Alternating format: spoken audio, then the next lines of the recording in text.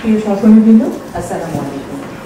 আমি মেহনাজ মনো আন্তর্জাতিক নারী দিবসের এই আয়োজনে আপনাদের সবাইকে আন্তরিক শুভেচ্ছা ও স্বাগত জানাচ্ছি। নারী, মা, বোন, স্ত্রী কিংবা কন্যারূপে যেমন এই জগৎ সংসারকে এক ঐশ্বরিক বন্ধনে আবদ্ধ করে রেখেছে, ঠিক তেমনি মেধা ও শ্রমের মাধ্যমে আর্থসামাজিক উন্নয়নে নিরলসভাবে অবদান রেখে চলেছে। নারীর এই অবদানকে আরও বেগবান করার লক্ষ্যে এবারের নারী দিবসের প্রতিপাদ্য হচ্ছে for all women and girls rights, equality, empowerment, অর্থাৎ সকল নারী ও কন্যা শিশুর জন্য অধিকার, সমতা ও ক্ষমতায়ন। সমাজের প্রতিটি ক্ষেত্রে নারীদের অংশগ্রহণ ও নেতৃত্ব আমাদের গর্বিত করে। আমাদের সমাজ, পরিবার ও কর্মক্ষেত্রে নারীরা যে অসামান্য ভূমিকা পালন করে চলেছেন তা সত্যি প্রশংসনীয়। আজকের এই বিশেষ দিনে নারীদের অর্জন, সক্ষমতা ও অবদানের প্রতি সম্মান জানাই। আন্তর্জাতিক নারী দিবস উপলক্ষে আইসিডিআরবি আয়োজিত আজকের এই অনুষ্ঠানের শুরুতে স্বাগত বক্তব্য প্রদানের জন্য আমরা আমন্ত্রণ জানাবো সম্মানিত executive director doctor Tahmid Hamid স্যারকে। গুড মর্নিং, আসসালামু আলাইকুম। আমার মনে হয় আমি ইংরেজি বাংলা দুটোতেই বলবো, তাহলে ভালো হয়, তাই না? So every year we celebrate International Women's Day here in this auditorium as well as elsewhere. But this year I think it's a little bit different.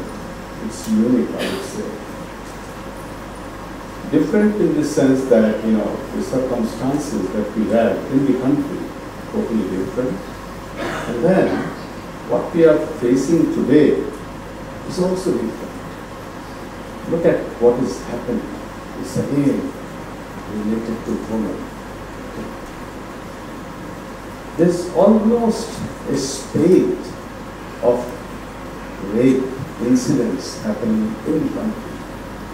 As I speak to you, there's an 8-year-old girl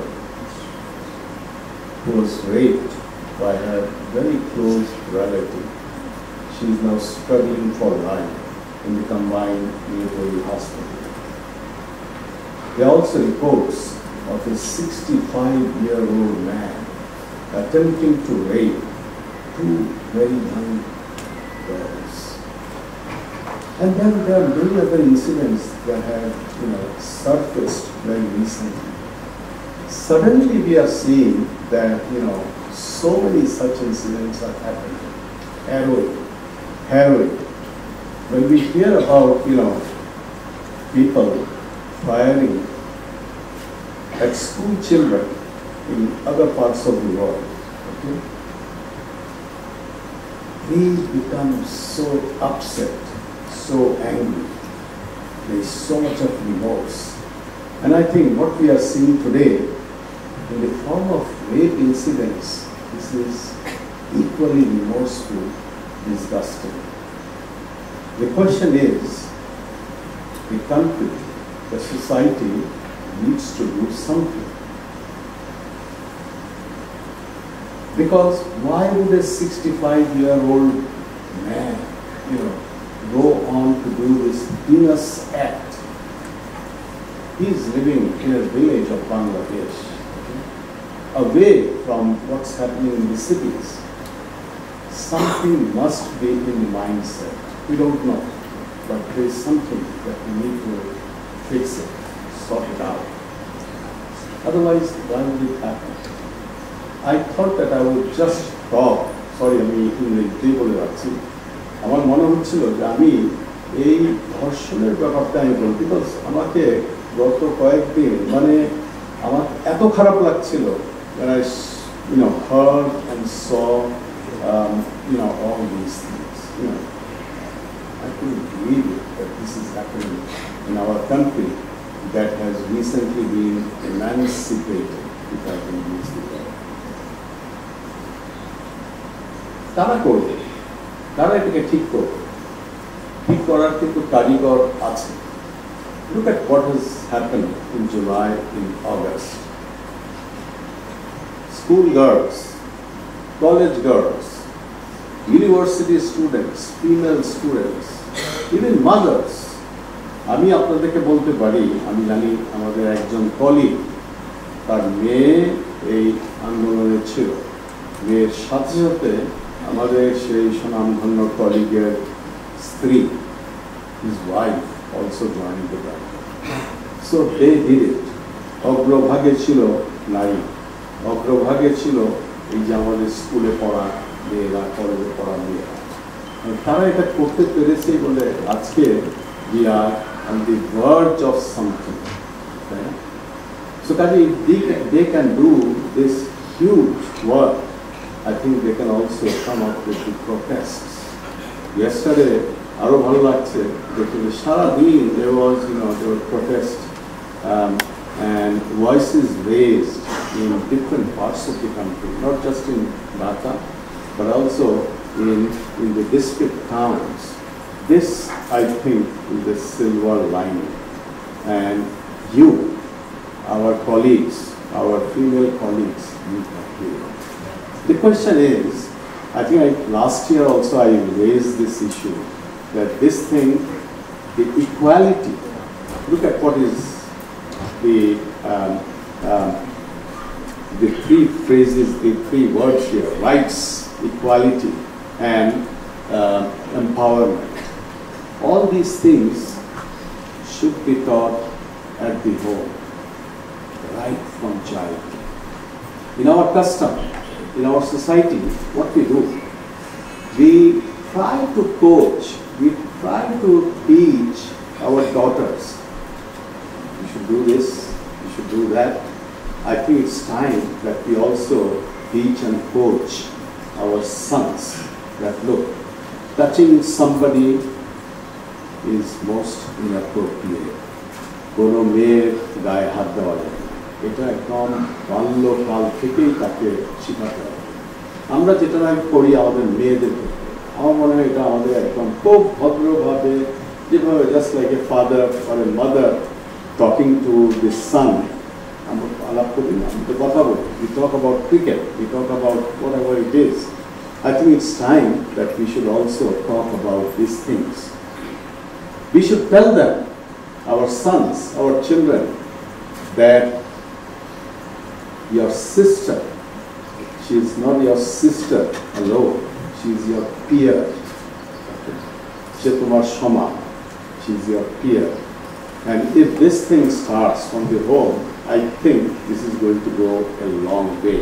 Otherwise, we'll have to depend only upon law enforcement and see if that can have an impact. That will have an impact. That should have an impact. But law enforcement alone cannot solve this problem. Otherwise, why would we come across such, despicable things? People who are 65 years, 70 years, they are doing all these type of things. I think it's again mindset, and we need to change this mindset. So this year, I'm sorry I talked about this because, I'm still feeling so bad about what's happening. And together, I think we can all do this, If you have gone to the streets, you have done such a wonderful job for the country, I'm sure you can also do this. It's going to take some time, but there's always a silver lining on the cloud. Talking about ICDDRB, last week I got a report, and this is a report on gender issues, and this is done by a very highly placed committee.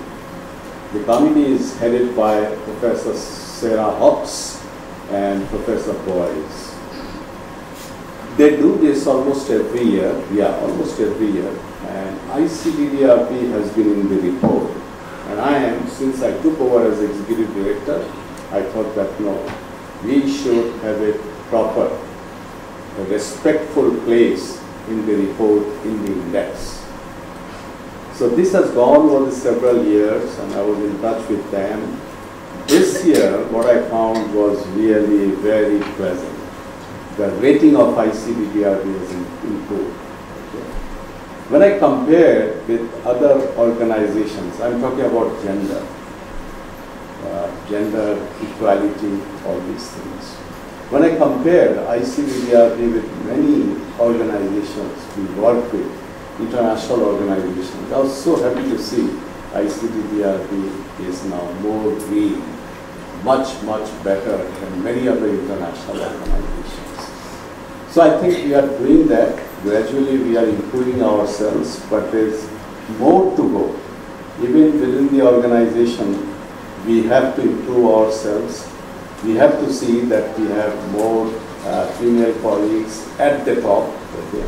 Not just part of the workforce, our colleagues, but our female colleagues who can rise up to the top. Okay? This is our aim, our target, and I think we are moving forward.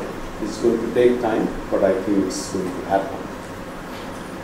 So the other thing that I want to talk to you about is within this center. Again, last year also I talked about it. We need to have respect. Respect. একে অপরের প্রতি যে respect আমরা তো there is no alternative. এবং এই রেসপেক্টটা more should be for our female colleagues. As I said, my female colleague is not my colleague. She is not a she is my peer. I am working with her. Okay? We are partners. We are working in the same place. Okay? So there should be respect for each other. And I think we have to promote this at all levels of our employee practice. Today, I think the three words that you see, rights, equality, and empowerment, these are very important. Equality is very important in the context of ICDDRB because we have to achieve that, and of course we want to have rights for our women colleagues, our female colleagues, not just at ICDDRB. I talked a lot about what's happening in our society, and I would like to see that happen. And I would like to see our colleagues also in their own way assert what the society, what the country needs to do, and then to go forward. I would like to thank all of you for coming to this event today, and let's take a note that we are going to follow these three words for the next year at least. With that, thank you very much. ধন্যবাদ sir আপনার অত্যন্ত বাস্তবভিত্তিক সেই সাথে প্রেরণাদায়ক বক্তব্যের জন্য। এই পর্যায়ে আমরা প্যানেল ডিসকাশনের জন্য প্যানেল মেম্বার্স ও মডারেটর মোহাম্মদ শামীম হোসেন ভাইকে মঞ্চে আমন্ত্রণ জানাবো। আজকে প্যানেল ডিসকাশনের জন্য প্যানেল মেম্বার হিসেবে আমাদের সাথে আছেন doctor Sohana Shafiq, project coordinator HSPST, doctor Mutakina Hossain, associate scientist NRD, miss Nadia Ali Rini, program coordinator IDT, এবং doctor Fauzia Akhter Huda, project coordinator MCST। আমি এখন শামীম হোসেন ভাইকে প্যানেল ডিসকাশনটি মডারেটর হিসেবে পরিচালনার জন্য অনুরোধ জানাচ্ছি। আসসালামু আলাইকুম, সবাইকে নারী দিবসের শুভেচ্ছা। আমরা আজকে এমন একটা ক্ষণে উপস্থিত আছি যেখানে আমাদের দেশের বাইরে ভালো মন্দ সবকিছু মিলে আছে। তো আমরা আমাদের আজকের যে প্যানেল ডিসকাশন করব সেখানে আমাদের যে সম্মানিত প্যানেলিস্টরা আছেন তারা তাদের কর্মক্ষেত্রে যেভাবে নারীকে দেখেন, তাদের অগ্রগতি, তাদের চ্যালেঞ্জগুলো কীভাবে দেখেন, আমরা সেই প্রেক্ষাপটগুলো নিয়েই আলোচনা করব। আমরা জানি যে আমাদের দেশে এবং আমাদের অর্গানাইজেশন আমরা নারীদের সমান অংশগ্রহণ সবসময়ের জন্য দেখি, যে কারণেই আমাদের এই ডেভেলপমেন্ট সেক্টরগুলো এগিয়ে চলে এবং একটা দেশের অগ্রগতি, একটা অর্গানাইজেশনের অগ্রগতি পুরোটাই নির্ভর করে নারী পুরুষের সমান অংশগ্রহণের মাধ্যমে। নারীদের এই যে পথ চলার ক্ষেত্রে আমরা শুরুতে আমাদের ডক্টর ফৌজিয়া আক্তার হুদা আপার কাছে যাব, প্রজেক্ট কোঅর্ডিনেটর MCST। আপনার কাছে আমাদের জিজ্ঞাসা যে আপনার প্রজেক্টের আলোকে নারীর অবস্থান আপনি কিভাবে দেখেন? ধন্যবাদ শামীম ভাই। আসসালামু আলাইকুম, গুড মর্নিং, সবাইকে আন্তর্জাতিক নারী দিবসের শুভেচ্ছা। আমি শুরু করছি আজকে প্রতিপাদ্য বিষয় দিয়ে, অধিকার, সমতা, ক্ষমতায়ন, নারী ও কন্যার উন্নয়ন। আমি কন্যাকে নিয়েই শুরু করি, যেহেতু আমার কন্যাদের নিয়ে অনেক কাজ আছে। যেহেতু ভাই বলেছেন যে কাজের আলোকে বা কাজের অভিজ্ঞতা থেকেই বলা, আমি রিসেন্টলি আমাদের একটা কাজ নিয়ে একটু বলতে চাই যে আমরা যেখানে নববিবাহিত দম্পতিদের নিয়ে কাজ করছি, এখানে নববিবাহিত দম্পতি বলতে আমরা যাদের গত 6 মাস বা কম সময়ের মধ্যে বিয়ে হয়েছে, এটা তাদের প্রথম বিয়ে, এবং এই সময়ের মধ্যে ওনারা কোনো প্রেগন্যান্সি এক্সপিরিয়েন্স করেন, এদেরকে এনরোল করেছি। এবং যখন আমরা তাদের কাছ থেকে তথ্য নিলাম, দেখা গেল যে এদের মধ্যে মেজরিটি অংশই হচ্ছে মেয়েদের মধ্যে স্পেশালি অ্যাডোলেসেন্ট 13 থেকে 19 বছরের নিচে। এবং এই স্টাডিটা আমাদের গ্রামে, রুরাল এবং পুর আরবান স্লামে দুই জায়গাতেই চলছে। আমরা এটা একটা কোহোর্ট স্টাডি, যেটা হচ্ছে প্রথমে এনরোলমেন্টের পরে প্রতি 4 মাস অন্তর অন্তর তাদের আমরা ফলো আপ করছি। তো শুরুতেই আমরা দেখলাম যে মেয়েদের বয়স 13 থেকে 19-এর মধ্যে এটা 68% রুরালের ক্ষেত্রে, এবং সারপ্রাইজিংলি আরবান স্লামের ক্ষেত্রে 85%। তার মানে আমাদের বস্তি এলাকাতে অল্প বয়সে বিয়ের হার আরো অনেক বেশি। আর শুধু যে মেয়েদের মধ্যে এটা সীমাবদ্ধ তা কিন্তু না, ছেলেদেরও একটা বড় অংশ কিন্তু তাদের লিগাল এজের নিচেই বিয়ে হচ্ছে। এবং অ্যারাউন্ড আমরা গ্রামে দেখেছি 15% এবং পুর আরবানে দেখেছি প্রায় 35% অল্প বয়সী ছেলেরা বিয়ে করে ফেলেছে। তারপরে এখানেই শেষ না, আমরা যখন 4 মাস পরে তাদের ফলো আপ করতে গেছি, শুরুতে দেখেছি যে আরো একটা বিষয় হলো যে মেয়েদের পড়াশোনার হার কিন্তু এখন ছেলেদের থেকে বেশি, মেয়েরা পড়াশোনা করছে বেশি ছেলেদের থেকে। কিন্তু শুরুতেই আমরা তথ্য পেয়েছি যে মেয়েদের অনেকেই বিয়ের পরে পড়াশোনা বন্ধ করে দেওয়া হচ্ছে। তারপরে শুধু যে পড়াশোনায় বন্ধ করে দেওয়া হচ্ছে তা না, তাদের লেখাপড়ার পাশাপাশি যারা হয়তো কিছু আর্নিং এক্সপিরিয়েন্স ছিল, যে কোনো কাজ করে তারা পয়সা উপার্জন করত, সেই কাজগুলো অনেকের ক্ষেত্রেই বন্ধ করে দেওয়া হয়েছে। 4 মাস পরে যখন আমরা ফলো আপে গেলাম, তখন 4 মাস পরে গিয়ে আমরা দেখতে পেলাম যে আমাদের এই পপুলেশনের মধ্যে গ্রামের 50% মেয়ে, অ্যারাউন্ড 50% মেয়ে প্রেগনেন্ট মাত্র 4 মাস পরে। তারপরে পড়াশোনা, তাদের লেখাপড়া বন্ধ হয়ে গেছে অ্যারাউন্ড 90%। তারা কেউ পড়ছে না, তাদের পড়তে দেয়া হচ্ছে না, তাদের কাজ করতে দেয়া হচ্ছে না। কিছু ব্যতিক্রমও আছে যে কাজ করতে দেয়া হচ্ছে না, আবার কোনো কোনো ক্ষেত্রে শহরেও আমরা দেখেছি যে শ্বশুর বাড়ি থেকে কাজের প্রেশার দেয়া হচ্ছে, যেসব ক্ষেত্রে যাদের স্বামীরা হচ্ছে কর্মহীন, তারা বাসায় বসে থাকে, কাজ করে না, কাজে বউদের উপরে প্রেশার আসছে যে তারা যেন কাজ করে সংসারটা চালায়। দুই সিনারিওই আমরা দেখতে পাচ্ছি। এটা গেল একটা বিষয়। তো আমাদের শুধুমাত্র যে মানে এখন সময় এসেছে শুধুমাত্র নারীর যে মত প্রকাশের স্বাধীনতা বা ক্ষমতায়ন সেটা নিয়ে কথা বলার। আমরা যদি আরেকটু এগিয়ে দেখি যে প্রথম 6 মাসের মাথায় আমরা দেখেছি যে একটা বড় অংশ, অ্যারাউন্ড 95% মেয়েরা কোনো না কোনো রকমের ভায়োলেন্সের শিকার হচ্ছে। এর মধ্যে ইনক্লুডেড হচ্ছে কন্ট্রোলিং বিহেভিয়ার, মানে তাদেরকে বিভিন্ন কাজ করতে বাধা দেয়া, তাদের চলাফেরা, আচার আচরণ সবকিছুতে কর্তৃত্ব রাখা বা নিয়ন্ত্রণে রাখা। তারপরে তাদেরকে আর্থিকভাবে মানে টাকা পয়সা না দেয়া, শারীরিকভাবে নির্যাতন করা, সেক্সুয়াল ভায়োলেন্স, সব রকম হিস্ট্রি আছে। আমরা দেখেছি যে অনেক ছোট অল্প বয়সী মেয়ে যে হয়তো বিয়ের আগে অনেক বেলা পর্যন্ত ঘুমাতো, তার এই অভ্যাসই নেই যে সকালবেলা উঠে সে কাজ করবে বা কোনো কিছু শিখে আসেনি। কিন্তু দেখা যাচ্ছে যে সেই মেয়েটাই তার শ্বশুর বাড়িতে গিয়ে তাকে ভোর 5টায় ঘুম থেকে উঠতে হচ্ছে, তারপর সে তার সংসারের সমস্ত কাজ করছে, ইভেন তার পোশাক আশাক সব ক্ষেত্রেই তার শ্বশুর বাড়ির লোকজন বা স্বামীর একটা নিয়ন্ত্রণ থাকছে।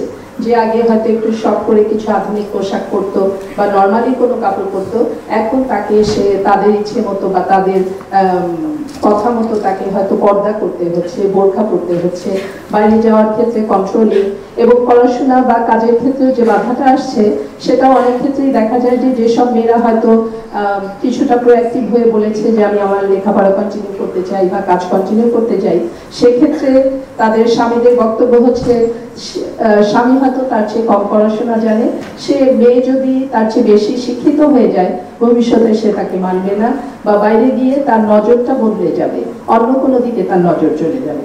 আরো একটা অংশ হচ্ছে আমাদের এই পপুলেশনের মধ্যে একটা বড় অংশ ছেলেরা দেশের বাইরে থাকে, কাজ করে, এবং তাদের মধ্যে একটা টেন্ডেন্সি থাকে যে বিয়ের পরপরই কত দ্রুত সম্ভব ওয়াইফরা প্রেগনেন্ট হবে, কারণ তারা চলে যাবে এবং চলে গেলে পরে এই মেয়েটা যাতে সেই বাচ্চাটাকে নিয়ে ব্যস্ত থাকে, অন্য কোনো দিকে নজর দিতে না পারে।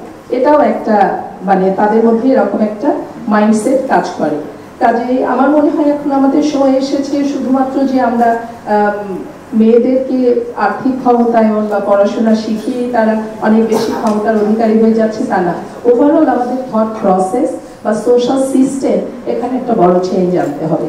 কারণ যে আর্লি ম্যারেজগুলো হচ্ছে এদের কিন্তু অধিকাংশ পারিবারিকভাবে বিয়ে দেওয়া হচ্ছে, এমন না যে তারা নিজেরা সবাই বিয়ে করেছে। কাজে আমাদের পরিবারে যখন আমাদের বাবা মায়েরা এই ধরনের চিন্তা করছে এত অল্প বয়সে একটা মেয়েকে বিয়ে দিয়ে দেওয়া হচ্ছে, তাহলে আমাদের তো অ্যাওয়ারনেসটাও 11 থেকেই আসা উচিত বলে আমরা মনে করি।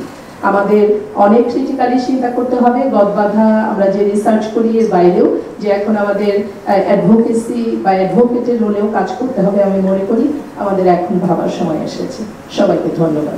ধন্যবাদ আপা, আপনাদের প্রজেক্টে সূক্ষ্ম বিষয়গুলো তুলে ধরবার জন্য, যেটা নিয়ে হয়তো আমরা আরো ইনসাইটস আমাদের ওপেন হবে এবং আমরা নতুন যে প্রজেক্টগুলো চিন্তা করবো নারীদেরকে নিয়ে, সেই জায়গায় হয়তো আমাদের এই চিন্তা চেতনাগুলোকে আমরা ইনপুট দিয়ে আমাদের প্রোগ্রামগুলো সাজাতে পারবো।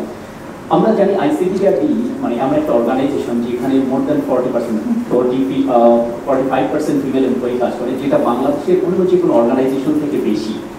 আমরা ইভেন বাংলাদেশ গভর্নমেন্টও কিন্তু 20% নিয়ে স্ট্রাগল করছে।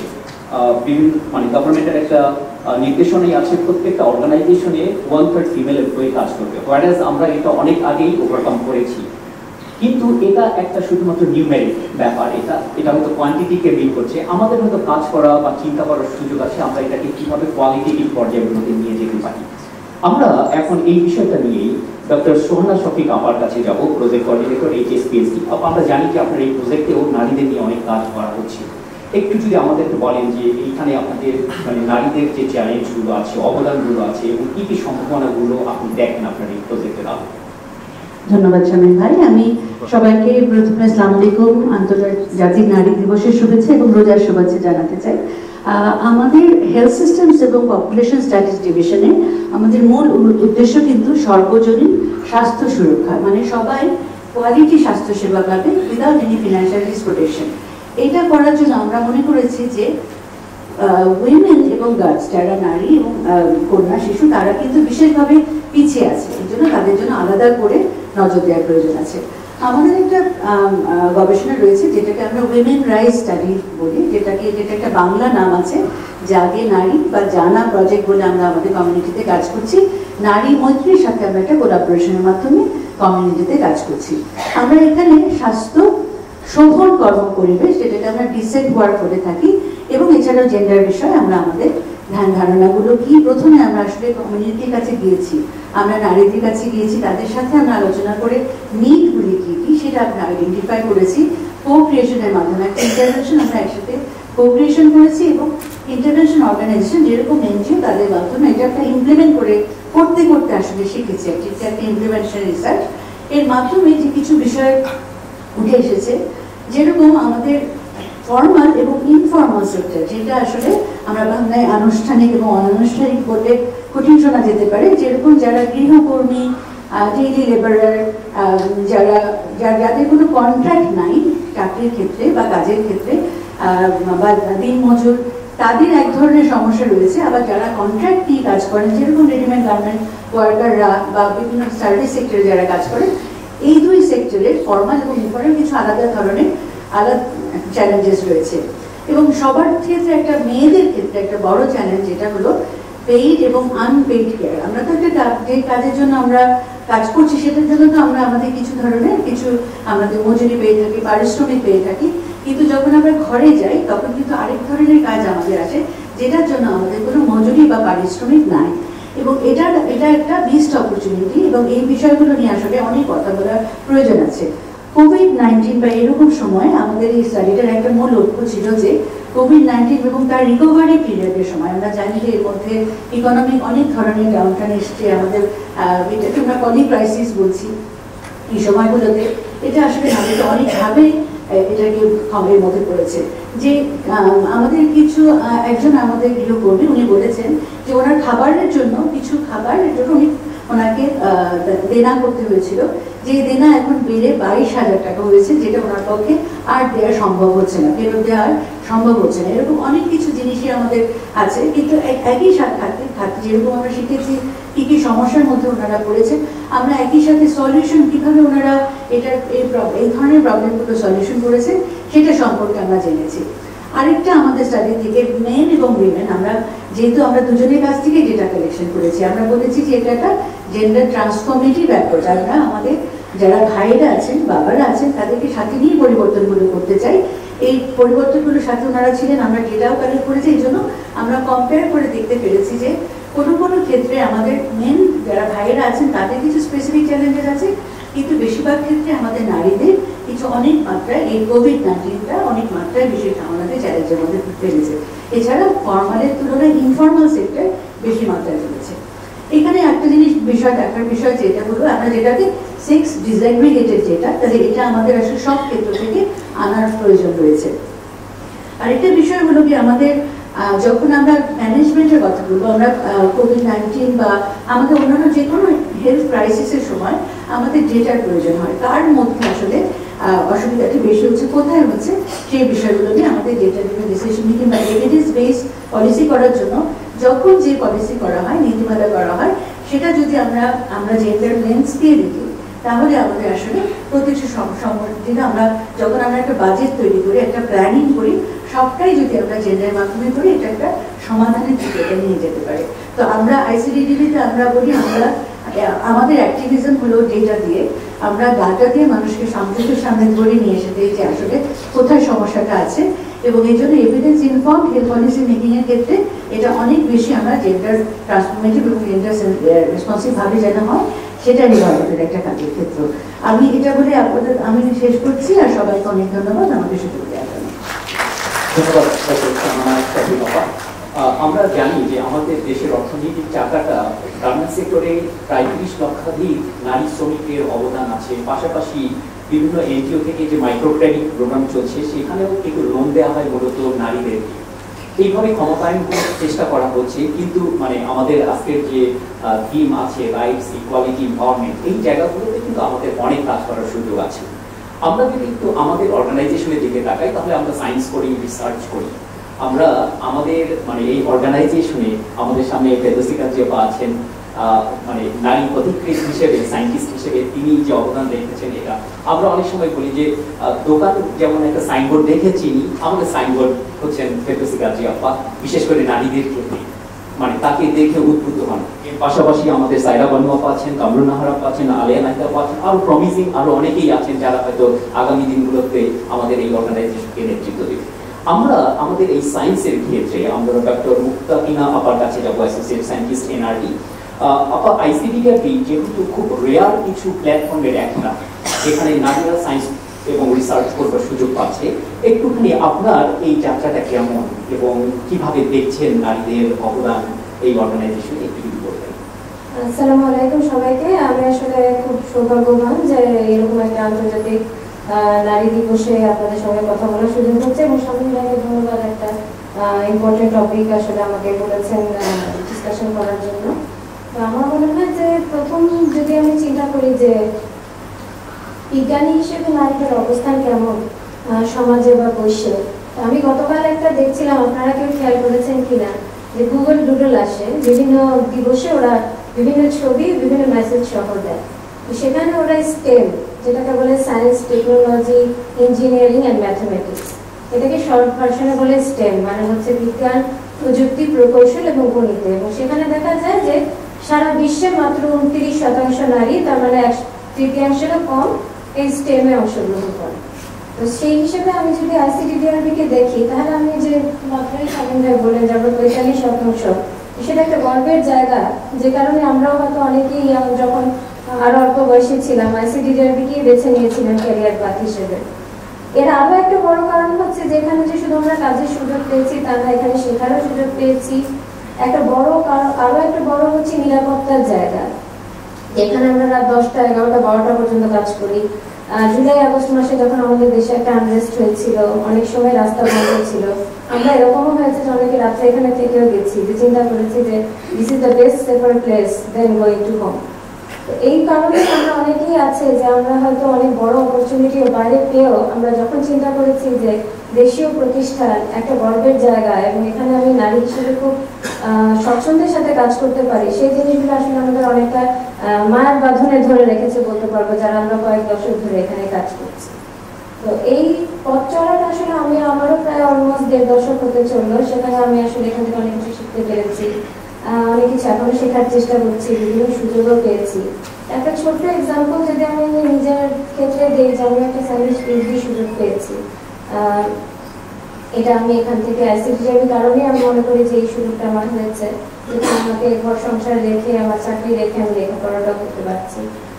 এই পিএইচডি দ্বারা আসলে আমি কিছু কোলাবোরেশনের মাধ্যমেও সুযোগ পেয়েছি, যার কারণে আমি অনেক বেশি শিখতে পেরেছি এবং একটু ডিফারেন্ট দৃষ্টিভঙ্গিতেও শেখার চেষ্টা বুঝতে পেরেছি যে একটা গণ্ডি থেকে বেরিয়ে যখন আমরা আরেকটা গণ্ডি বা আরো বড় কোলাবোরেশনের সঙ্গে যুক্ত হই, আমরা বিভিন্নভাবে নিজেদেরকে আসলে ইমপ্রুভ করতে পারি। তো এই যাত্রাটা আসলে খুব সহজ ছিল না, কিছু চ্যালেঞ্জেসও আছে। আমরা যারা স্যান্ডউইচ পিএইচডি করি, বিশেষ করে আমরা মিড ক্যারিয়ার রিসার্চার যারা, আমি আমাদের পক্ষ থেকেই বলতে চাচ্ছি যে এক্ষেত্রে আমরা যারা স্যান্ডউইচ করি এবং আমাদের কারো ফান্ডিং থাকে কারো ফান্ডিং থাকে না, ফান্ডিং ছাড়া আমরা যারা পিএইচডি করি আমাদের কিন্তু ওই গ্র্যান্টের সময় দিতে হয়, এর সঙ্গে আমাদের পড়াশোনাও করতে হয়, আবার আমাদের প্রজেক্টটাও চালাতে হয়, এর সঙ্গে আমাদের সংসারও থাকে। এই চ্যালেঞ্জগুলো নিয়ে কিন্তু এই স্যান্ডউইচ মডেলটা আমাদের লাইফটাকে অনেকটা স্যান্ডউইচ করে ফেলে। আমার মনে হয় যে আমরা যখন ডেফিনেটলি যখন কেউ আমাদের ইকুয়ালিটির বিষয়টা বিশেষ করে এখানে আমরা যখন চিন্তা করি যে আমাদের যখন অ্যাসেস করা হয় বা মিড লেভেলের সায়েন্টিস্ট, একটু আগেই বলছিলাম যে পুরো বিশ্বেই মাত্র 1/3 কম নারী এই বিজ্ঞানে আছেন। তো সেইখানে আমার মনে হয় যে মিড ক্যারিয়ার সায়েন্টিস্ট নারী যদি আমি চিন্তা করি, যাদের মধ্য গগন আছে এখন আমরা গবেষণায়, আমাদের জন্য যে বিষয়টা শুধু চ্যালেঞ্জিং তাই না, মেন্টাল স্ট্রেসেরও বিষয়। এবং এখনকার যেরকম ফান্ডিং কন্ডিশন আছে, যা হঠাৎ করে এত বড় গ্র্যান্ট আমাদের অনেকে চলে গেছে, এখন আমরা লেখাপড়া করবো, গ্র্যান্ট আনবো, প্রজেক্ট চালাবো, আমরা আসলে কোথায় যাব, এই অনিশ্চয়তাটা আমাদের মাথার মধ্যে অনেকেরই কাজ করছে। এবং আমরা যখন চিন্তা করছি যে আমাদের ঊর্ধ্বতন কর্তৃপক্ষ নিশ্চয়ই এই ব্যাপারে আমাদের জন্য হয়তো চিন্তা করছে। আরেকটা বিষয় যদি আমি একটু চিন্তা করি যে আমরা যেহেতু বললেন যে 45% আমরা মহিলা ফিমেল ওয়ার্কফোর্স আইসিডিডিআরবিতে, যদি পিরামিড চিন্তা করি এর একটা খুব কম অংশই কিন্তু আসলে আমরা মিড লেভেল পর্যন্ত উঠে আসতে পেরেছি। এখানে চ্যালেঞ্জও আছে, ট্রেনিং এরও প্রয়োজন আছে, ফান্ডিং এরও বিষয় আছে। এবং যখনই কোনো বড় আঘাত আসে, ধরেন ফান্ড কাট হোক বা কোভিড হোক বা যে কোনো পরিস্থিতি হোক, আমরা কিন্তু সবার আগে বটম হাফ বা বটম থেকে আমরা ছাঁটাই করি বা বাধ্যই করতে হয়। তো সেখানেও কিন্তু একটা বড় অংশ মেয়েরাই কাটা পড়ে যায়। তো সেই জিনিসগুলো আমরা আসলে রেজিলিয়েন্স হোক বা আমাদের পলিসি ফর উইমেন সায়েন্টিস্ট হোক, এটা আমার মনে হয় বৈশ্বিকভাবেও যেমন আমাদের উন্নতি করতে হবে, আমাদের উইদিন আইসিডিডিআরবিতে হয়তো এরকম কোনো সুযোগ আমাদের রাখতে হবে যেখানে ইকুয়ালিটিটা মেনটেন করে যেন আমরা ধীরে ধীরে মেয়েরাও সুযোগ পাই, আরো উন্নত হয়ে একসময় কাজে আপার মতো আমাদেরও নাম আসুক, আমরা হয়তো সবার উপরে বলতে পারবো যে আমাদের অগ্রজ কাজে আপার মতো আমরা কিছু একটা করতে পেরেছি। তো এই মতামত দিয়ে আমি আসলে শেষ করতে চাচ্ছি। ধন্যবাদ। Thank you doctor Mutakina Hossain আপা আপনার সুন্দর কথা বলবার জন্য।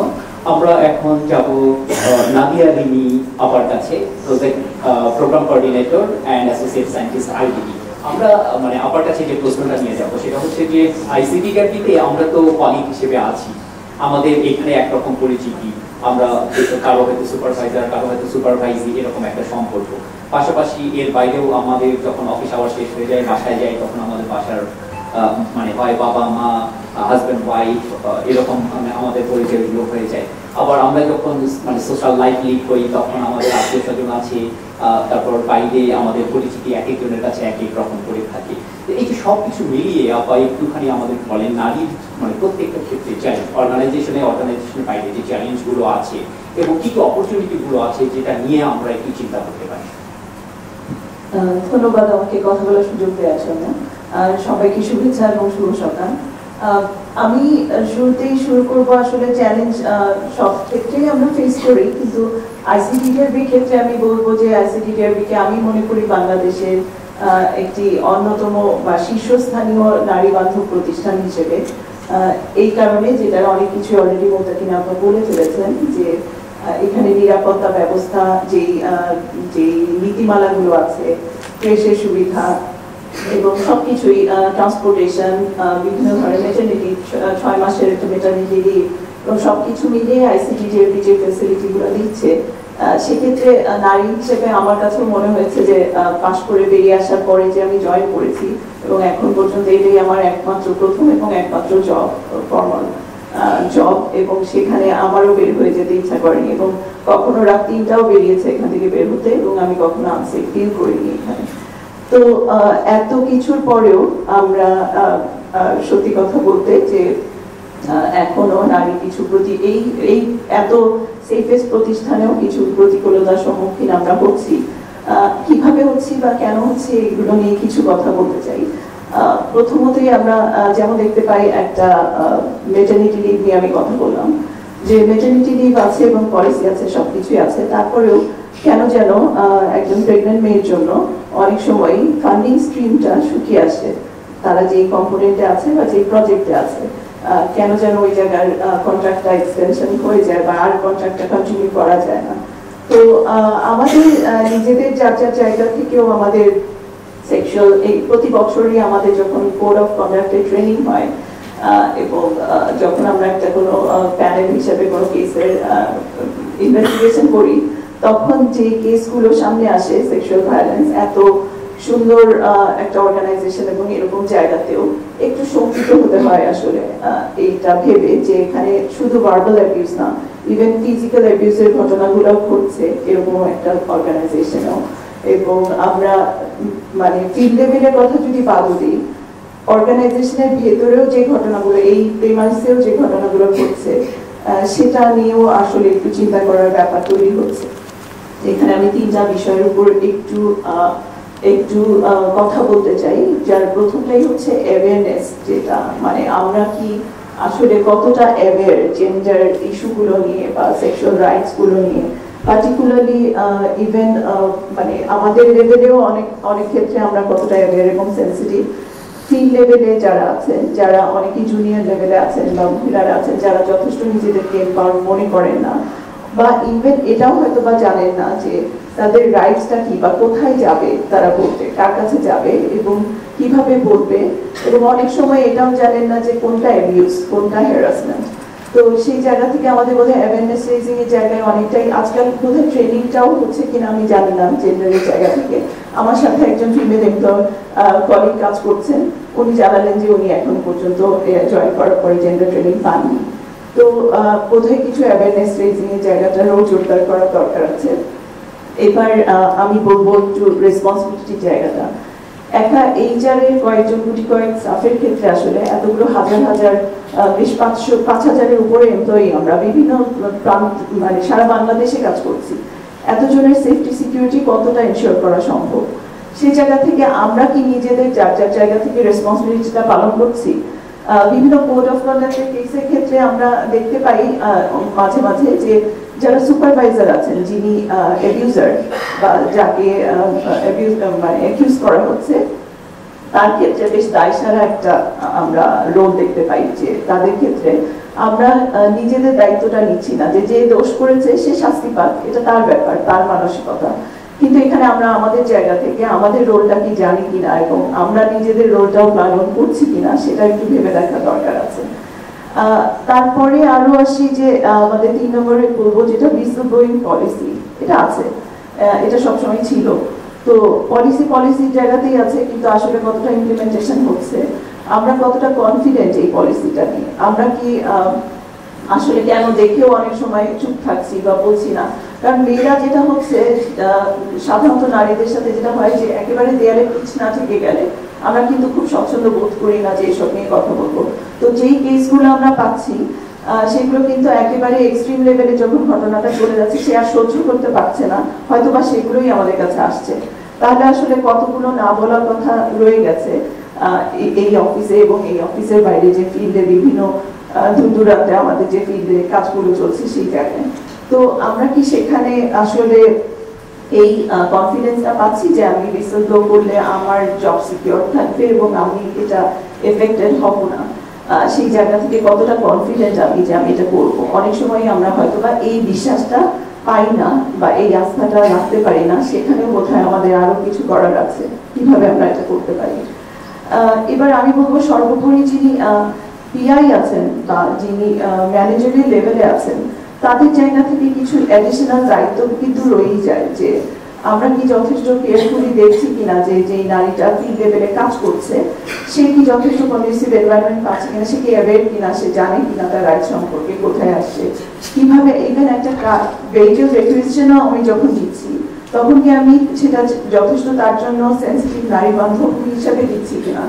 যেমন হয়তোবা একটা ছোট ভেহিকেলে যেটা হয়তোবা 7 সিটার, সেখানে 6 জন পুরুষের সাথে গাদাগাদি করে হয়তোবা আমি একজন নারী স্টাফকে দিচ্ছি ফিল্ডে যাওয়ার জন্য, সেটা কি তার জন্য যথেষ্ট মানে সুবিধাজনক বা যথেষ্ট স্বস্তিকর হচ্ছে কিনা। টয়লেটের বিষয়টা বলবো, যেটা একটু সেন্সিটিভ নারীদের ক্ষেত্রে, যে টয়লেটটা অ্যাটলিস্ট মিনিমাম ফ্যাসিলিটি তাদের দরকার হবে। তো এই জায়গায় আমরা কি ফিল্ড লেভেলে যখন পার্টিকুলারলি যে আমাদের স্বাস্থ্য হেলথ কমপ্লেক্স গুলো আছে, সেখানে কিন্তু 2 ধরনের টয়লেট থাকে, একটা থাকে হচ্ছে পেশেন্টদের জন্য, আরেকটা থাকে হচ্ছে স্টাফদের জন্য, যেটা তালাবদ্ধ থাকে। তো আমি অ্যাজ এ সুপারভাইজার আমি কি সেটা এনশিওর করতে পারি কিনা যাতে ওই তালাবদ্ধ যে টয়লেটটা আছে ওটা আমার যে রিসার্চাররা যারা যাচ্ছে ফিল্ড লেভেলে কাজ করতে, হেলথ কমপ্লেক্সে ডেটা কালেক্ট করতে, তারা কি ওটা ব্যবহার করতে পারছে কিনা। তো যে যার জায়গা থেকে হয়তো বা একটু আমরা আমাদের রেসপন্সিবিলিটিগুলো মাথায় রেখে আরেকটু বেটার করতে পারবো। এবার আমি একটু আসি আমাদের যে আজকে থিম ইকুইটি ইকুয়ালিটি প্রসঙ্গে। সত্যি কথা বলতে যে স্টেজে বসে বা নারী দিবস উপলক্ষে আমরা হয়তো বা অনেক কিছুই স্পিচের পার্ট হিসেবে বলতেই পারি, কিন্তু মনে ডিপ ইনসাইড আওয়ার মাইন্ড যে মন থেকে আমরা ইকুয়ালিটি বা ইকুয়াল রাইটস অফ উইমেন কতটা আমরা বিশ্বাস করি।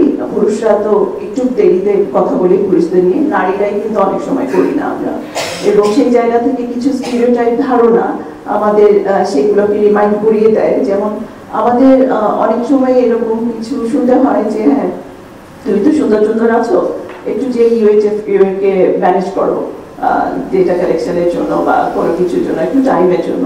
বা অনেক সময় এটাও শোনা যায় যে তোমার চাকরি চলে গেলে কি সমস্যা, তোমার তো হাজব্যান্ড আছে। তো এসব বলে আমরা যেটা করি আসলে আমরা হয়তো বা খেয়ালও করি না বা বুঝতেও পারি না যে আমরা কিন্তু নারীদের যে কন্ট্রিবিউশন এবং তাদের ট্যালেন্টটাকে আন্ডারমাইন করছি। এগুলো এক ধরনের অ্যাবিউজ, আমরা কিন্তু এটা না বুঝেও করে ফেলি অনেক সময়। তো এছাড়া আমরা সবসময় ইকুয়াল কন্ট্রিবিউশন নিয়ে কথা বলি, বা আমাদের আনপেইড লেবার যেটা আমরা বাসায় মানে হাউসওয়াইফ হিসেবে আমরা দিচ্ছি, তো সেখান থেকে আমাদের যদি কন্ট্রিবিউশনটাকে ইকুয়াল হিসেবে দেখা হয়, এন্টারটেনমেন্ট বা আমাদের কি সমান অধিকার পুরুষ যদি বাইরে দেখে তো নারী ঘর সামলাচ্ছে বলে হয়তো বা পুরুষ বাইরে দেখতে পাচ্ছে। তো কিন্তু আসলে কি পরবর্তীতে দিন শেষে আমরা যেটা দেখতে পাই যে বাসায় ফিরে এসে বা ইভেন দুটো ওয়ার্কিং যদি কাপল হয়, বাসায় ফিরে এসে বাবা হয়তো বা টিভি দেখছেন বা রেস্ট করছেন, মারা সবসময় বাচ্চারা দেখতে পায় যে রান্নাঘরে ঢুকেই হয়তো বা রান্নাঘরে চলে যাচ্ছেন, ওই বাবার জন্যই নাস্তা তৈরি করে দিচ্ছেন।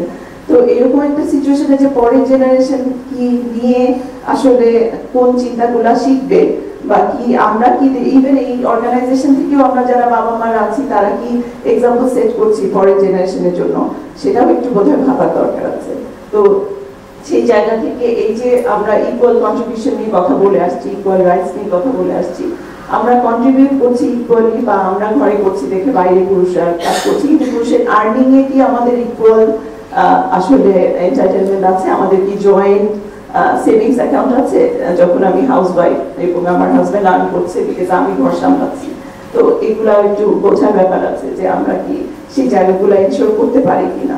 এবং এখন নিও ফেমিনিজমের যুগে কিন্তু ওই নারীরাই আমি সব পারি, আমরা এখান থেকে কিন্তু একটু আগিয়ে গেছি, মানে আমাকেই কেন সব পারতে হবে আমি নারী বলে। আসলে এখন তো পুরুষদের বলার সময় আসছে যে পুরুষরা কি পারে, ঘরেও কি পারে আর বাইরেও কি পারে। তো সেই জন্য আসলে আমরা আশা রাখবো যে ফিউচারে আমরা এই প্যানেলের মধ্যে আসলে আমাদের কিছু পুরুষ কলিগদেরকেও দেখতে পারবো যাদের ভয়েসটা শোনা আমাদের ভয়েসের চেয়েও বেশি হয়তো বা জরুরি নারীর জায়গা থেকে।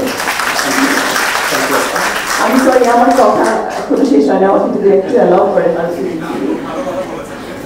Thank you. তো এখানে আরেকটা যেটা বিষয় যে আমাদের যে পুরুষদের নিয়ে আমরা কথা বলছি, অনেক সময় আমরা নারীদের সুযোগ সুবিধা দিতে যে বা নারীরা অনেক কিছু এন্টারটেনমেন্ট আছে এটা চিন্তা করে আমরা আবার কিছু বাড়তি সুযোগ সুবিধা নিয়ে ফেলছি কিনা, যেটা অন্যায়ভাবে অ্যাডভান্টেজ নেওয়া, সেটাও একটু খেয়াল রাখতে হবে। সেখানে যে আমরা যদি এমন কিছু করি যাতে আসলে এই এন্টারটেনমেন্ট বা অ্যাডভান্টেজ বা আমরা যাই বলি ইকুয়ালিটি, এটা কিন্তু অ্যাডভান্টেজ না, এটাও খেয়াল রাখতে হবে। এগেইন যেটা আপা বললেন যে আমরা পিছানো আছি দেখেই কিন্তু অনেক বেশি পিছানো আছি, আমাদেরকে সমানতালে আসতে হলে কিছু পুশ দরকার আছে, কারণ আমরা জন্মের পর থেকেই পিছানো, জন্মেছি এমন ভাবে যে আমাদেরকে শেখানো হচ্ছে ছেলেরা কিভাবে রিস্ট হবে এবং মেয়েরা, সেখান থেকেই কিন্তু আমরা এক ধাপ পিছিয়ে আছি। তো সেইটা পূরণ করার জন্য আমাদের এই অর্গানাইজেশনাল লেভেলে এসে কিছু সুযোগ সুবিধা দিতে হচ্ছে, এটা কিন্তু পুরুষদের ভাবলে হবে না যে এটা তাদের দেয়া একটা ফেভার এবং আমাদের সেটার জন্য কৃতজ্ঞ থাকতে হবে। কিন্তু এখানে আমাদের খেয়াল রাখতে হবে নারীদের যে আমরা এটার জন্য বেশি অ্যাডভান্টেজ নিয়ে ফেলছি কিনা, যাতে করে এই যে আসল উদ্দেশ্য সেটাই ব্যাহত হচ্ছে এবং সেটার জন্য আমরা কটাক্ষের শিকার হচ্ছি। যেমন আমি আমার একজন পুরুষ কলেজকে বলতে শুনলাম সেদিন যে উনি স্ট্যান্ডার্ড চার্টার্ড ব্যাংকে কিউতে দাঁড়িয়েছিলেন শেষ আওয়ারে, এবং যেখানে অনেক লম্বা কিউ ছিল, যখন দুজন মহিলা আসলেন তখন সেখানে নারী পুরুষ সবাই কিউতে দাঁড়িয়েছিলেন সুসংগতভাবে। তো দুজন মহিলা দাঁড়িয়েছিলেন, এসে ওনারা খুবই হম্বিতম্বি বললেন যে কেন নারীদের আলাদা লাইন নাই এবং তারা লাইনে দাঁড়াবেন না, তারা যে আগে বেড়ে জমা দিয়ে তাদের ফর্ম জমা দিয়ে ইরেসপেক্টিভ অফ কতজন দাঁড়িয়েছিলেন তারা কেয়ার করলেন না, জমা দিয়ে চলে আসলেন। তো এটা কিন্তু একটা বিতৃষ্ণাও তৈরি করে, এটা একটু খেয়াল রাখতে হবে যে আমরা কোথায় এন্টারটেনমেন্ট চাচ্ছি, কিভাবে চাচ্ছি, কতটুকু রাইটফুলি চাচ্ছি, যাতে করে আসলেই যাদের দরকার ছিল, যারা লাইনে দাঁড়িয়ে মলেস্টেশনের শিকার হন, তাদের জন্য যাতে এই লাইন প্রথাটা আমরা নষ্ট না করে ফেলি দিয়ে। তো এটা ছাড়া এবং আমি শেষে আরেকটা কথা বলবো যে এই যে ইকুয়ালিটি মেনটেন করার জন্য আমরা কতটা পরিবেশ বান্ধব করছি দেশটাকে এবং এই প্রতিষ্ঠানকেও। যেমন বাংলাদেশে কিন্তু আমরা যদি পুরুষরা যদি চায়ও বাসায় সাহায্য করতে, নারীরা যখন মেটারনিটি লিভ নিয়ে বাসায় আছে, সে চেষ্টা করছে তার ফ্যামিলিকে, তার ওই শরীরে পরিবারকে সাপোর্ট দিতে, পরিবারের হাউসহোল্ড চোরস গুলো করতে, যখন তার সে শারীরিকভাবেই পুরোপুরি সুস্থ না। এই সময় পুরুষদের তার পাশে থাকা দরকার হতে পারে, হওয়ার কথা, যখন সে তাকে সাপোর্ট করবে ঘরে। কিন্তু বাংলাদেশের সরকার প্যাটার্নিটি লিভটাকে রেকগনাইজই করে না। তো তাহলে আসলে আমরা ইকুয়ালিটি নিয়ে কথা বলতে চাইলে আসলে আমরা বোধহয় অনেকটাই দূরে আছি, আমরা সেই সহায়ক পরিবেশটাও তৈরি করতে পারছি না। এমনকি মানে ব্র্যাকেও যেখানে প্রায় 1 মাস প্যাটার্নিটি লিভ আছে, আইসিডিডিআরবিতে আমরা এখনো 1 সপ্তাহে আছি। আমরা আশা রাখবো যে ভবিষ্যতে হয়তো এটা নিয়েও আমরা চিন্তা করতে পারবো যে এখানে আরো কিছু করার আছে কিনা। সবশেষে আমি একটু বলবো যে আইসিডিডিআরবি এগেইন আমি যেটা দিয়ে শুরু করেছি সেখানে শেষ করবো যে আইসিডিডিআরবিতে অবশ্যই এটা একটা শীর্ষস্থানীয় প্রতিষ্ঠান এবং খুবই সঙ্গত কারণেই এখানে এটা রিসার্চ অর্গানাইজেশন হিসেবে আইসিডিডিআরবি একটা সচেতন জনগোষ্ঠীর একটা অংশ তৈরি করছি আমরা এখানে। সেটা এভিডেন্স জেনারেট করে হোক, সেটা নানান ধরনের আমাদের যাদের সাথে এক্সপোজার তৈরি হয় সেটা অন্যদের হয় না, বাইরের অনেক নারী পুরুষদের হয় না। তো এখানে দাঁড়িয়ে যাতে আমরা বিভিন্ন পদে পদে বাইরে গিয়ে দৃষ্টান্ত স্থাপন করতে পারি, সেটারই অনেক কন্ডিউসিভ এনভায়রনমেন্ট আমাকে আইসিডিডিআরবি দেয়, যেটা প্রমাণ আমি আজকে এখানে দাঁড়িয়ে কথা বলছি, যেটা জীবনে কখনো যে সুযোগটা পাইনি। তো আমরা এখন কথা বলার সুযোগ পাচ্ছি, কথা বলার জায়গা পাচ্ছি, কথা বলার মতো শক্তি পাচ্ছি। এই সব কিছুই কিন্তু এই প্রতিষ্ঠানেরই অবদান আমি বলবো, এবং সেখানে আমরা আশা রাখবো যে পরবর্তীতে আমরা আরো সুযোগ পাবো, আরো বেটার করতে পারবো। এবং এই যে সিওসিতে এতগুলো কেস দিন দিন বাড়ছে, গত কয়েক বছরে, গত 2-3 বছরে বিশেষ করে আমি বলবো অনেক বাড়ছে, সেটা কিন্তু এটার রিফ্লেকশন না যে এখন কেস বেশি হচ্ছে। কেস সবসময় হতো, কিন্তু আমরা এখন বলার সাহস পাচ্ছি হয়তো, কারণ আমরা জানতে পারছি, ট্রেনিংটা বেশি পাচ্ছি, সিওসির যে রেজাল্টগুলো আছে শেয়ার করা হচ্ছে। তো আমি সাধুবাদ জানাই আমাদের ম্যানেজমেন্টকে যে এই সুযোগগুলো আমরা পাচ্ছি এবং এটাতে আমরা আমাদের অ্যাওয়ারনেসটা তৈরি হচ্ছে, এবং আমরা যাতে এটা রিফ্লেক্ট করতে পারি ইন দ্য ফিউচার। তো নারী হওয়ার বিড়ম্বনা অনেক, তার একটা অংশ হিসেবে আমি আমার খুবই স্টেজ ভীতি সত্ত্বেও আমাকে বোধহয় নারী হওয়ার অপরাধী স্টেজে তুলে দেওয়া হয়েছে। কিন্তু ফিউচারে আমি আশা রাখবো যে অবশ্যই আমাদের পুরুষ পার্টিসিপেশন অনেক বেশি জরুরি। তো ধন্যবাদ আমাকে সময় দেওয়ার জন্য। ধন্যবাদ নাদিয়া আলী আপা, আপনার খুব চমৎকার কিছু কথা বলেছেন। আমি একটু প্যারাফ্রেজ করতে চাই, সেটা হলো যে আমরা আইসিটি জার্নিতে প্রায় 2020 সাল থেকে 2024-25 পর্যন্ত প্রায় টানা 6 বছর আমরা এই কোড অফ কন্ডাক্ট ট্রেনিং করাচ্ছি, এবং আমাদের সকল স্টাফ শুধু নয়, আমাদের যারা অ্যাসোসিয়েট আছেন তাদেরকেও আমরা কাভার করছি। কিন্তু আপা যে জায়গাটা পয়েন্ট আউট করেছেন, এটা খুবই চমৎকার একটা বিষয় যে আমরা শুধু পলিসি জানিয়ে দিলাম, এটাই শেষ না। আমাদের ইন্ডিভিজুয়াল লেভেলে কিছু রেসপন্সিবিলিটি আছে, এগুলোকে অ্যাডহার করা, এগুলোর সঙ্গে তারপর মানে আন্ডারস্ট্যান্ড করা এবং এগুলো ডেমনস্ট্রেট করার খুব জরুরি একটা বিষয়। তাহলে হয়তো আমাদের এই যে কেসগুলো আসছে সেই কেসগুলো হয়তো কমে আসবে। পাশাপাশি আপাও এটাও খুব সুন্দর বলেছেন যে আমাদের যে কেসগুলো বাড়ছে এটা দুটো কারণে হতে পারে। একটা হতে পারে যে আমাদের অপরাধ প্রবণতা বাড়ছে, আর একটা হতে পারে যে আমাদের অ্যাওয়ারনেস বেড়েছে বলে আমরা এখন চুপ থাকি না, আমরা এগুলোকে রিপোর্ট করি এখন এই কারণে।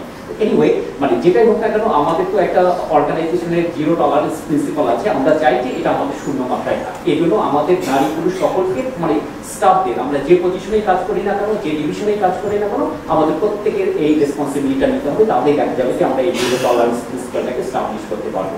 তো আমরা আমাদের আলোচনার একদম শেষ পর্যায়ে আছি, যদি কেউ কোনো মেসেজ কিছু দিতে চান। আর মেসেজ না, বাট একটা আউট অফ কিউরিওসিটি, অনেক দিনের কৌতূহল একটা প্রশ্ন করতে চাই, ম্যানেজমেন্টও আমাদের সামনে আছে।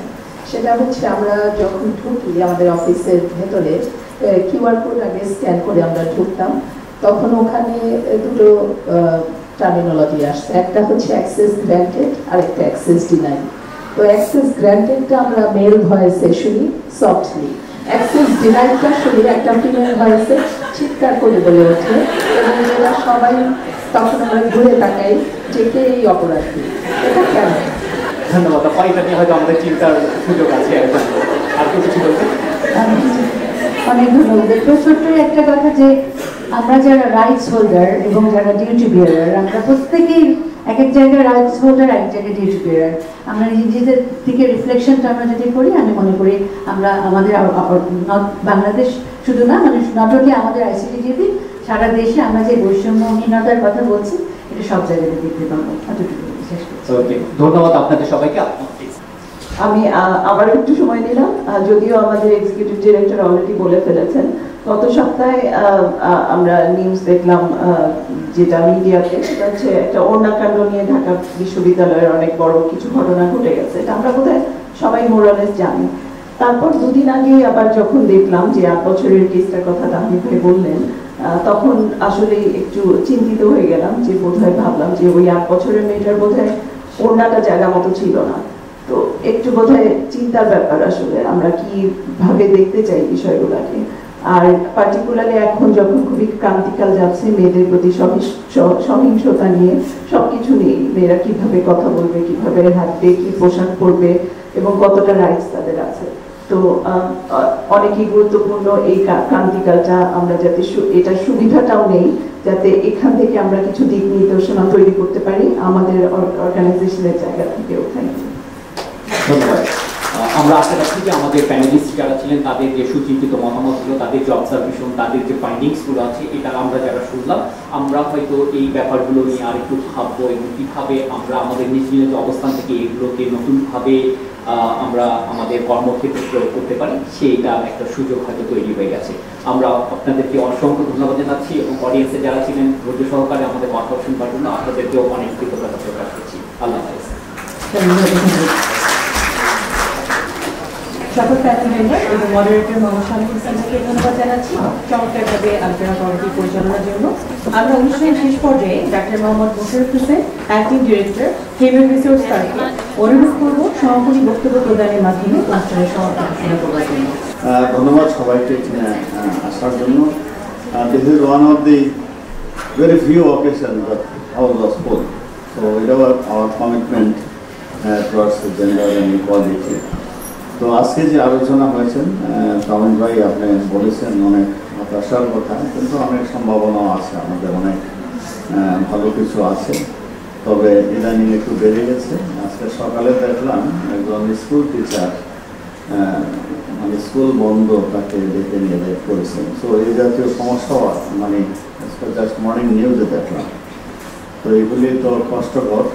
তো আমাদের প্যানেল ডিসকাশনে যে কথা বললেন, আপনাদের কথা খুব ভালো লেগেছে, আপনারা চমৎকার বলেছেন। যে কোনো সাজেশন আমরা সানন্দে নিচ্ছি। আপনারা যে সাজেশনগুলি দিয়েছেন সেগুলি আমরা অবশ্যই নেক্সট কর্মপন্থা আমরা নেব। তবে আমরা কি খুব ডিফারেন্ট? আমাদের এখানেও কিন্তু ইফটিজিং, র্যাপ, হ্যারাসমেন্ট এই সমস্ত ঘটনা ঘটছে। গত বছর 10 থেকে 12টা ঘটনা আমাদের এখানে হয়েছে এবং সেগুলি আমাদের কলিগরাই করেছেন। এত অ্যাওয়ারনেস, এত কিছু করার পরও এগুলি হচ্ছে। আসলে এগুলি সবাই মিলে চেষ্টা না করলে এককভাবে ম্যানেজমেন্ট বা HR থেকে কিছু করা যাবে না। আমাদের প্যানেল থেকে বলছেন যে প্রচুর ট্রেনিং আমরা করছি ম্যান্ডেটরি এবং অ্যাসোসিয়েট যারা আছে তাদেরকে করছি, তারপরও মানে ওইভাবে হচ্ছে না। তো এখানে আসলে সবাই উদ্যোগ নিতে হবে। কারণ প্রফেসর ইউনুস সাহেব বলছেন যে সবাই মিলিতভাবে এই বিষয়টা নিয়ে কাজ করতে হবে, ওনার নজরও গেছে বিষয়টা। তো আমাদের এখানে তাই করতে হবে। আমাদের এখানে যারা আছেন আপনাদের অবগতির জন্য এখানে বলা হয়েছে এম্পাওয়ারমেন্ট, কথা একটু কম হয়েছে এম্পাওয়ারমেন্ট নিয়ে আমাদের বর্তমান ম্যানেজমেন্ট বেশ অ্যাক্টিভলি চিন্তা করছেন। আপনারা হয়তো বা শুনেছেন ভেরি রিসেন্টলি আমরা একটা মানে লিডারশিপ ডেভেলপমেন্ট প্রোগ্রাম আমরা করেছি। এটার উদ্দেশ্যই হলো যে আমাদের যারা মিড লেভেলে যারা আছেন, যারা খুবই সাউন্ড রিসার্চে বা টেকনিকে, তাদেরকে কীভাবে ভবিষ্যতে লিডারশিপ পজিশনে নিয়ে আসা যায়। এবং সেটা যখন আমরা সিলেকশন করেছি পার্টিসিপেন্ট, আমরা অর্ধেক নারী এবং অর্ধেক পুরুষ সেভাবে আমরা নিয়েছি। এবং এটা 4 ফেজ প্রোগ্রাম হবে এবং প্রত্যেক ডিভিশন হবে। We have started already hospital এবং NRD দিয়ে উই হ্যাভ স্টার্টেড এবং ফার্স্ট ফেজ আমাদের শেষ হয়েছে। সেখানে আমাদের অ্যাসেম্বলি মেম্বাররা ছিলেন, আমরা ছিলাম এবং বাইরের থেকে কিছু রেনাউন্ড লোকজন নিয়ে আসছি। এবং যে ইভ্যালুয়েশনগুলো আমি পড়ছিলাম ভেরি ইমপ্রেসিভ, খুব ভালো। তো এই প্রোগ্রামের মাধ্যমে আমরা আশা করছি আমাদের যে নারী নেতৃত্ব উপরের দিকে নিয়ে যাওয়া, আমাদের তো অনেকেই রিটায়ার হয়ে যাচ্ছেন, এমরিটাস হয়ে যাচ্ছেন, সেখানে কিন্তু একটা বিরাট ভূমিকা। এবং সেই জন্য আমি ম্যানেজমেন্টকে আন্তরিকভাবে ধন্যবাদ দিই, কারণ এটা কখনোই হয় না, this is the first time এবং this will rotate to all the division. এবং এই প্রোগ্রামটা আমরা অন্যান্য অর্গানাইজেশনে দেখেছি, দিস হেল্পস। আপনারা যদি বড় বড় অর্গানাইজেশন যেগুলি দেখি, তারা কিন্তু এইভাবেই তাদের লিডার তৈরি করছেন। ব্রিটিশ আমেরিকান টোবাকো কোম্পানি, তারপরে গ্রামীণ ফোন, ইভেন কেয়ার, সেখানে এইভাবেই কিন্তু আসছে। ব্রাকেও সেরকম ম্যানেজমেন্ট ডেভেলপমেন্ট প্রোগ্রাম আছে। আমি আশা করি এই সমস্ত প্রোগ্রামের মাধ্যমে আমাদের যে এম্পাওয়ারমেন্টের বিষয়টা এবারের থিমে আসছে, সেখানেও আমরা ভূমিকা রাখতে পারব। আর সর্বশেষে আপনারা যে আসছেন, অনেক ব্যস্ততা, আমাদের ERP-র অনেক সেশন চলতেছে, 250-300 লোক ERP সেশনে ব্যস্ত, এর মধ্যে হাউসফুল। তো সেই জন্য আপনাদেরকে আন্তরিকভাবে ধন্যবাদ। এবং এই স্যারা বলতেছিল যে নারী দিবসটা যেন একদিনের মধ্যে না থাকে, আমি ইকো করি। থ্যাংক ইউ ভেরি মাচ যে এই নারী দিবসের আলোচনাটা আমাদের অন্তরে যেন সবসময় থাকে, এই প্রতিজ্ঞা করেই আমরা আজকে শেষ করছি। ধন্যবাদ সবাইকে।